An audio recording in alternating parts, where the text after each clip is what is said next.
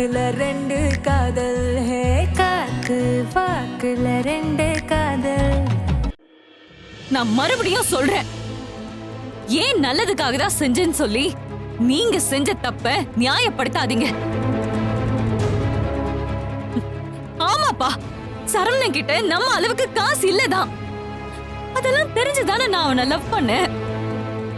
தெரிஞ்சுதானே நான் அவனை கல்யாணம் பண்ணிக்கிறதுக்கும் ஒத்துக்கிட்டேன்.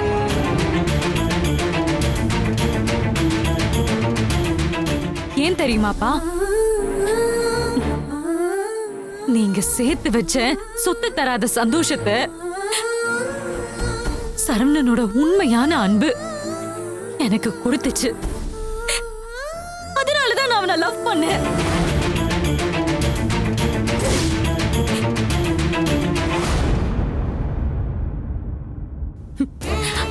அந்த வாழ்க்கையில 1000 குறை இருந்தாலும் அது எனக்கு குறையா தெரிஞ்சிருக்காதுப்பா. மனசுக்கு பிடிச்சவங்களோட இருக்கும்போது காசு பணம் எல்லாமே காணாம போயிருக்கும்.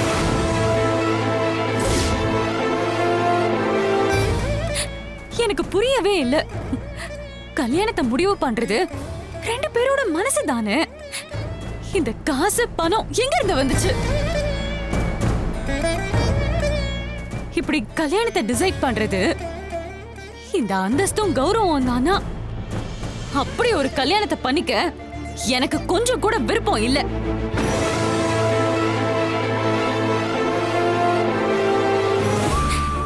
எல்லாத்துக்கும் மேல ஒரு அப்பாவா என் லைஃப தீர்மானிக்கிறதுக்கு உங்களுக்கு உரிமை இருக்குன்னே வச்சுப்போம்.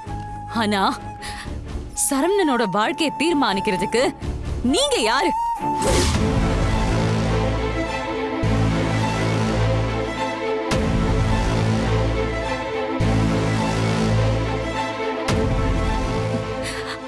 அவன் கிட்ட இருந்து என்ன பிரிக்கணும்ன்றதுக்காக ஈஸ்வரியா அவன் வாழ்க்கையில கொண்டு வந்ததே நீங்க தானே.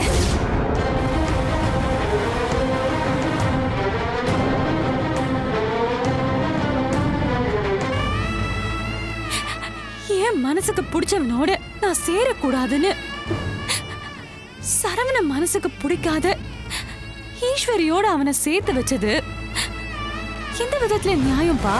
ஏன்பா அப்படி செஞ்சீங்க?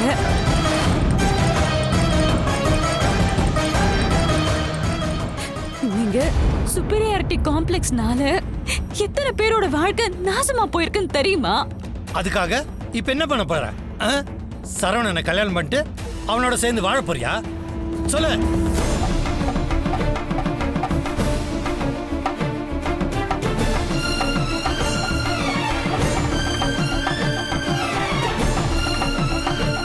இங்க பார், ஏற்கனவே கல்யாணமான ஒருத்தனுக்கு 2வது தரமா போறியா என்ன? சொல்லு ரம்யா. கண்டிப்பா இல்ல. சரவண மட்டும் இல்ல, இதுக்கப்புறம் நான் யாரையும் கல்யாணம் பண்ணிக்க மாட்டேன்.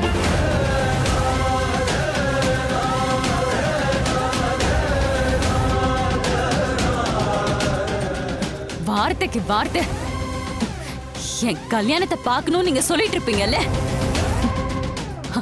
அதானே நீங்க ரொம்ப ஆசைப்பட்ட விஷயம். நான் ஆசைப்பட்டது எனக்கு கிடைக்காத மாதிரி நீங்க ஆசைப்பட்டதும் உங்களுக்கு கிடைக்காதுப்பா. உங்க பொண்ணு கல்யாணம் பண்ணிக்காம வாழ்க்கை ஃபுல்லா தனியாவே இருப்பா. அத பார்த்து பார்த்து நீங்க பண்ணது எவ்வளவு பெரிய தப்புன்னு நீங்க உணரணும். அதுதான் நான் உங்களுக்கு தரப்போற தண்டனை.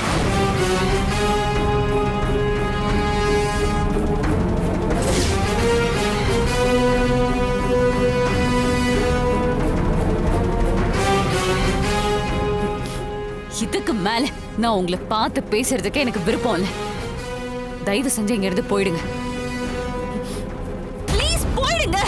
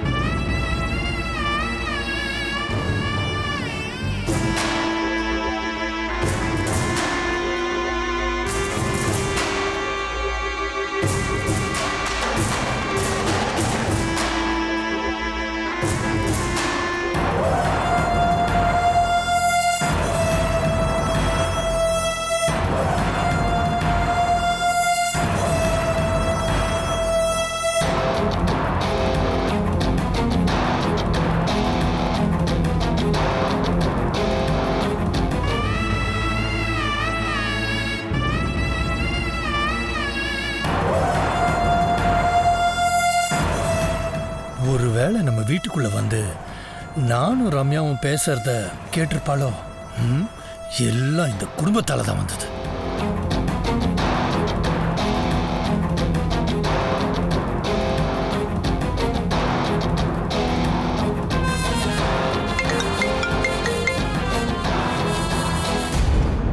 அண்ணா, ஓ, என் வீட்டுக்கு தான் வந்துட்டு போறியா? ஆமாண்ண. ரூம்ல நீங்களும் ரம்யாவும் பேசிட்டு இருந்தீங்க. சரி, அப்புறம் வரலான்னு கிளம்பிட்டேன்னு. அவ உள்ள என்னெல்லாம் பேசுறான்னு கேட்டியா? எல்லாத்துக்கும் காரணம் யார் தெரியுமா? உன் பையன்தான்.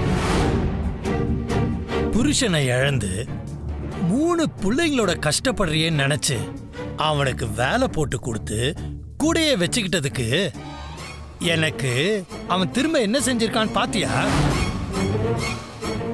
நீ சொல்ல அபிராமி, என் இடத்துல நீ இருந்து ஒரு வேலைக்கார பையன் உன் பொண்ணை காதலிச்சிருந்தா அவனுக்கு உன் பொண்ணை கட்டி வச்சிருந்திருப்பியா? மாட்டல்ல? அப்ப நான் செஞ்சது மட்டும் எந்த வகையில தப்புன்னு எனக்கு புரியவே இல்லையே. இததான் நான் அப்பவே உன் பையன்கிட்ட சொன்னேன். எவ்வளவு காசு வேணாலும் வாங்கிக்க, என் பொண்ணை விட்டுருன்னு.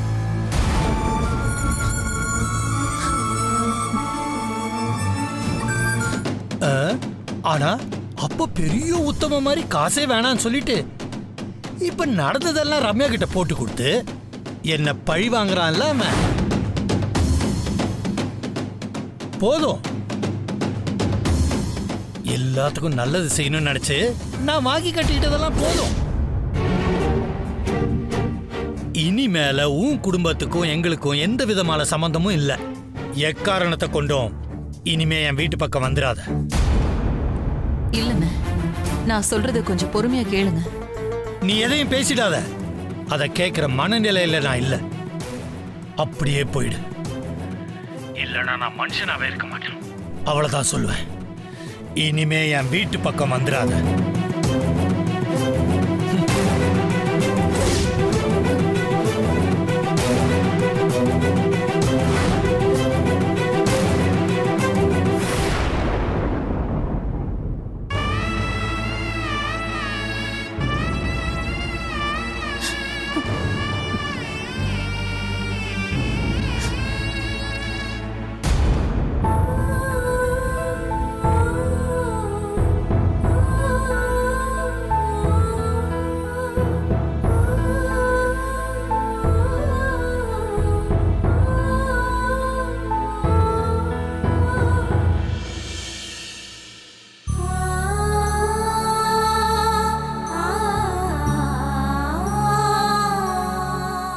தங்கமே. சொல்லுங்கப்பா. வக்கீல் நோட்டீஸ் இப்போ வந்துருமா? சரிங்கப்பா, வந்ததும் நான் கையெழுத்து போட்டு கொடுத்துட்றேன். மேடே, அதுக்கு முன்னாடி உங்ககிட்ட ஒன்று கேட்கணும். என்னப்பா சொல்லுங்க. நீ முழு மனசோட தானே அவனை விவாகரத்து பண்ணணும்னு முடிவு பண்ணியிருக்க? இல்லை, எதுக்காக கேட்குறேன்னா, ஒரு ஆத்திரத்தில் முடிவு எடுத்துட்டு அதுக்கப்புறம் அதுக்காக வருத்தப்படுறதில்ல ஒரு பிரயோஜனமும் இல்லாமா? அப்பாவையும் உன்னையும் சரவணை அடிச்சிட்டானேன்ற கோபத்தினால இந்த முடிவை நீ எடுத்துட்டியாமா? கண்டிப்பா இல்லப்பா. இனிமே அவரோட வாழவே கூடாதுன்னு நல்லா யோசிச்சுதான் இந்த முடிவை நான் எடுத்திருக்கேன். நம்மள அவர் அடிச்சிட்டாருங்கிறத தாண்டி அவருக்கும் ரம்யாவுக்கும் நடுவுல உள்ளத என்னால ஒரு நாளும் ஏத்துக்க முடியாதுப்பா. அதுவும் இல்லாம அவளை தான் ஃப்ரெண்டுன்னு பொய் சொல்லியிருக்காருன்னா அவரு ஒவ்வொரு நாளும் என்கிட்ட நடிச்சிட்டு இருந்திருக்காருப்பா. இப்படி உண்மையா இல்லாத ஒருத்தர் கூட என்னால இனிமே வாழவே முடியாதுப்பா. அதான் டைவர்ஸ்க்கு அப்ளை பண்ணுங்கன்னு நான் சொன்னேன். அப்பா, இது ஆத்திரத்துல மட்டும் எடுத்த முடிவில்லை, ஏமாந்துட்டோமேங்கிற ஒரு ஆதங்கத்திலையும் எடுத்த முடிவுதான். இதுல இருந்து நான் மாறவே மாட்டேன்ப்பா. மாற மாட்டேன்.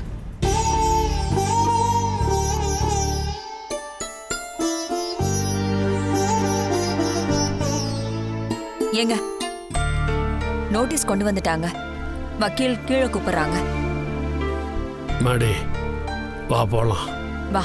ம்.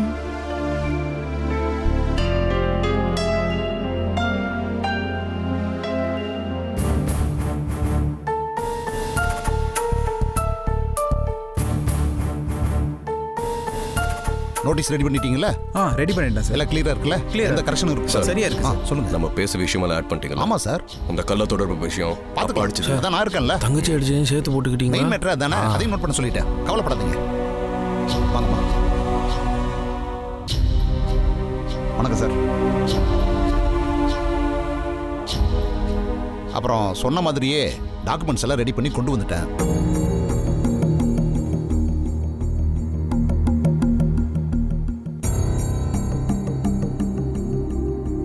இவரை ஒரு வாட்டி படிக்க சொல்றேன், கேட்டுக்கங்க. ஏதாவது கரெக்ஷன் இருந்தா நாம சரி பண்ணிக்கலாம்.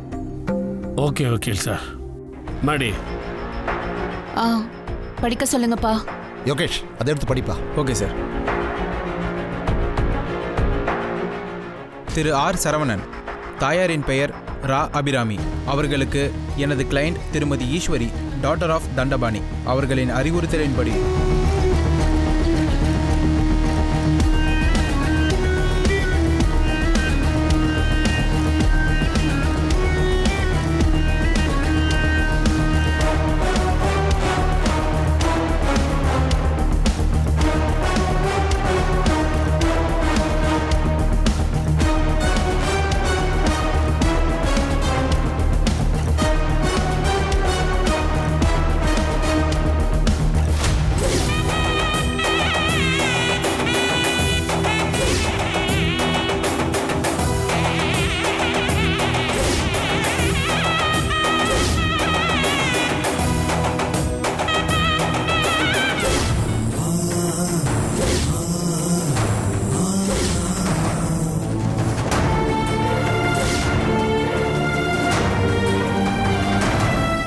ஆகவே இந்த சட்ட அறிவிப்பு கிடைத்த நாளிலிருந்து 15 நாட்களுக்குள் விவாகரத்துக்கு தேவையான ஆவணங்களை உடனடியாக நிறைவேற்றுமாறு இந்த சட்ட அறிவிப்பின் மூலம் நான் உங்களை கேட்டுக்கொள்கிறேன். தவறினால் எனது கட்சிக்காரர் உங்களுக்கு எதிராக நீதிமன்றத்தில் தகுந்த நடவடிக்கைகளை தாக்கல் செய்ய வேண்டியிருக்கும். இப்படிக்கு ஈஸ்வரி. என்ன சார், நாம பேசுன மாதிரி இருக்கா?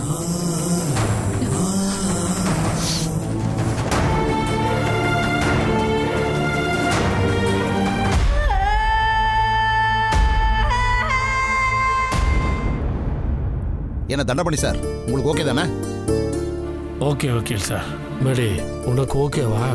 ஆ அப்பா ஓகே தான்ப்பா. கொடுப்பா. இந்தாங்க சார். இந்தாம்மா, நீங்க ஒரு டைம் படிச்சு பார்த்துட்டு கீழே சைன் பண்ணிடுங்க. இந்தாங்க.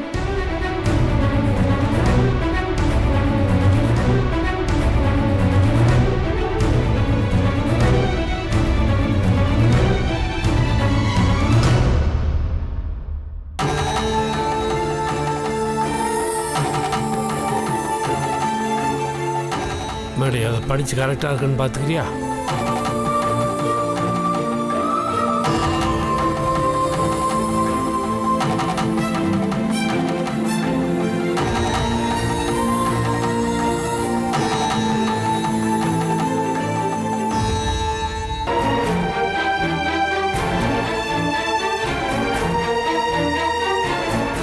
பென் கொடுப்பா.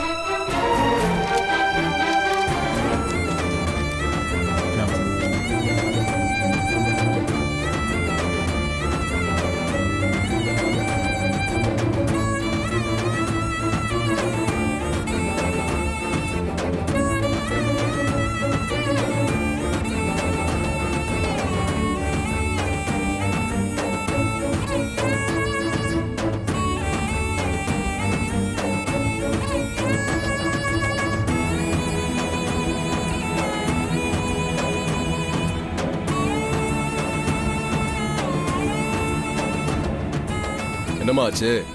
போடுமா, கையெழுத்த போடுமா. பாப்பா போடு பாப்பா, என்ன யோசிக்கிற?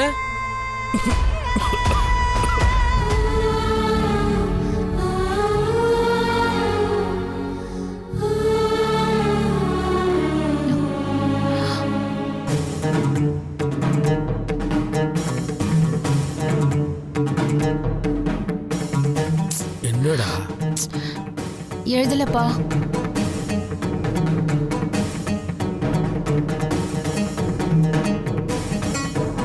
அப்பா இது எழுத மாட்டேங்குது. என்னம்மா பேனா எழுதலையா? வேற பேனா ஆமா. கொடு. ஏப்பா வேற ஆ பேனா இது எடுக்கிறேன் சார்.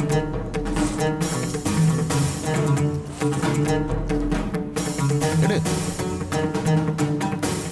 என்கிட்டயும் ஒரு பேனா இருந்தது, எங்க வச்சேன்? மாறி ஏதோ அவசகுணமா இருக்கேடா. இல்ல இல்ல இல்ல என்கிட்ட இருக்கு. டேய் குர்ரா. ஏய்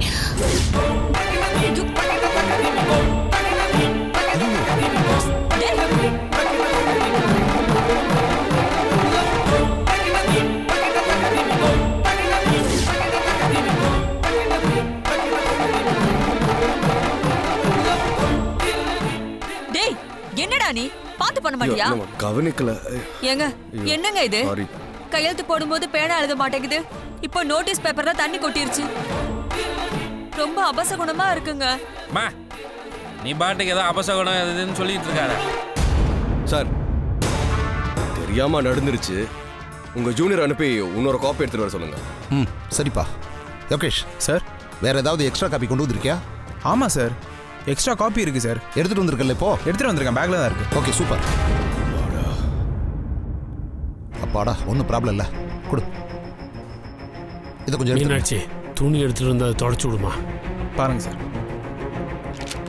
சேம் அதே தானே? அதே தான் சார். அதான் எந்த type changes பண்ணிருக்கேன். நம்ம சொன்ன பாயிண்ட் அது அதே இருக்குல்ல? தான், அதோட காப்பி தான்ப்பா இது. ஒன்றும் பிரச்சனை இல்லை. சார் நீங்களும் ஒரு தடவை செக் பண்ணி ஓகே சார். சரி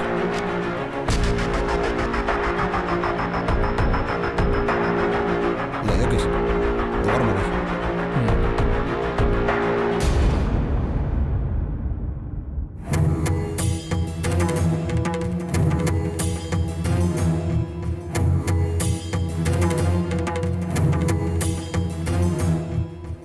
இதை வெளியில் போகும்போது கிழிச்சு போட்டுடலாம். Okay sir. சரியா? இந்தாம்மா இதில் சைன் பண்ணுங்க. இந்தாம்மா.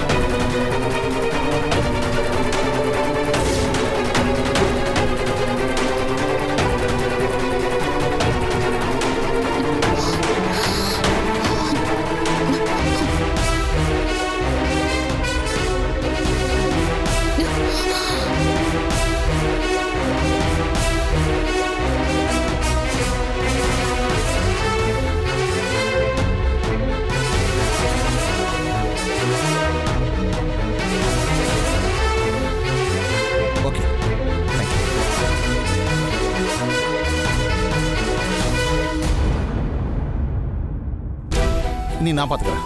இந்தா. சரிங்க சார், அப்போ நான் நோட்டீஸ் அனுப்பிச்சிடுறேன். அவங்க சைட்லேருந்து சைன் போட்டு வந்ததும் நம்ம மற்ற ப்ராசஸை ஆரம்பிச்சிடலாம். சரிங்க சார். சரிங்களா? அப்போ நான் வரேன் சார். வாங்க. வரப்பா. போயிட்டு வாங்க. வரேன் சார். போகலாம்.